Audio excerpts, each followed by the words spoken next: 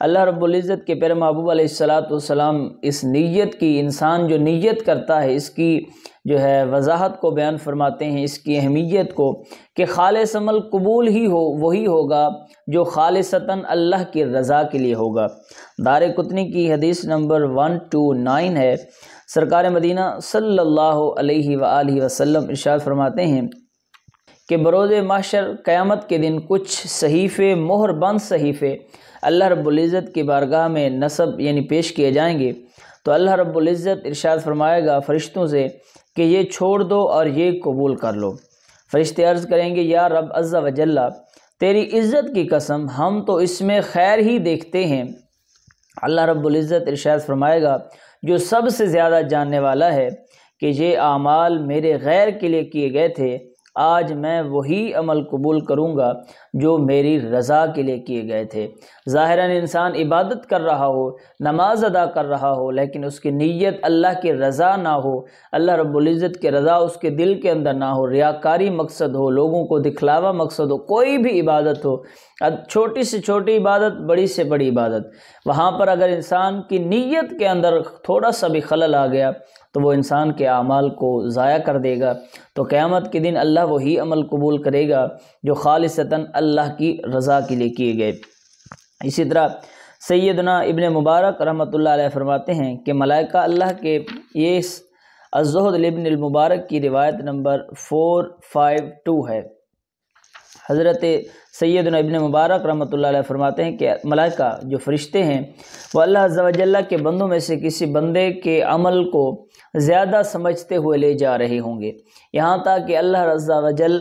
اپنی سلطنت میں جہاں چاہے گا وہ وہاں پہنچ جائیں گے۔ پھر اللہ عز و جل ان کی طرف وحی فرمائے گا کہ تم میرے بندے کے عمل لکھنے پر مامور ہو اور میں اس کے دل سے باخبر ہوں۔ یعنی فرشتے تو ظاہراً جو عمل ہے وہ لکھ رہے ہیں نا، لیکن اللہ رب العزت انسان کے دل سے باخبر ہے۔ میرا یہ بندہ میرے لیے عمل کرنے میں مخلص نہیں تھا، لہٰذا اسے سجین یعنی ساتویں زمین کے نیچے ایک مقام کا نام ہے جو شیطان اور اس کے لشکروں کا ٹھکانہ ہے، اسے اس میں سجین میں لکھ دو۔ اب اندازہ لگائیں کہ انسان کی نیت اگر خالص نہیں ہے، کوئی بھی عمل کر رہا ہے اگر وہ اللہ کے رضا کے لیے نہیں کر رہا تو دیکھیے اللہ رب العزت اسے کہاں ڈال رہا ہے۔ اسی طرح فرشتے ایک بندے کے عمل کو کم اور حقیر جانتے ہوئے لے جا رہے ہوں گے، اس کے ظاہراً عمل کم ہوں گے،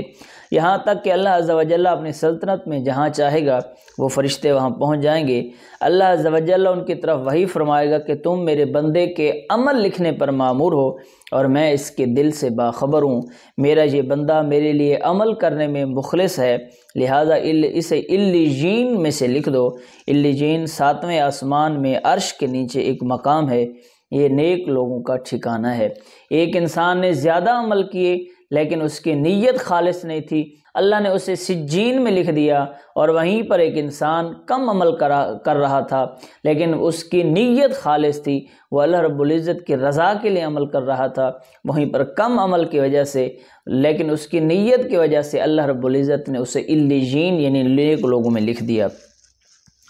پیارے محبوب علیہ الصلاۃ والسلام ارشاد فرماتے ہیں، صحیح مسلم کی حدیث نمبر 80 ہے کہ جو نیکی کا ارادہ کرے، اب نیت کی اہمیت دیکھیے کہ نیت کا اللہ رب العزت کتنا اجر عطا فرماتا ہے، کہ محبوب علیہ الصلاۃ والسلام ارشاد فرماتے ہیں جو نیکی کا ارادہ کرے لیکن اس پر عمل نہ کر سکے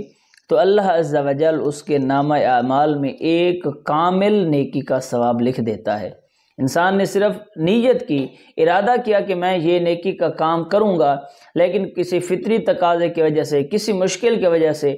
وہ کام نہیں کر سکا، لیکن اس کی نیت خالص تھی، تو اللہ رب العزت اس ایک نیت کی وجہ سے اس کے نامہ اعمال میں ایک کامل نیکی لکھ دیتا ہے۔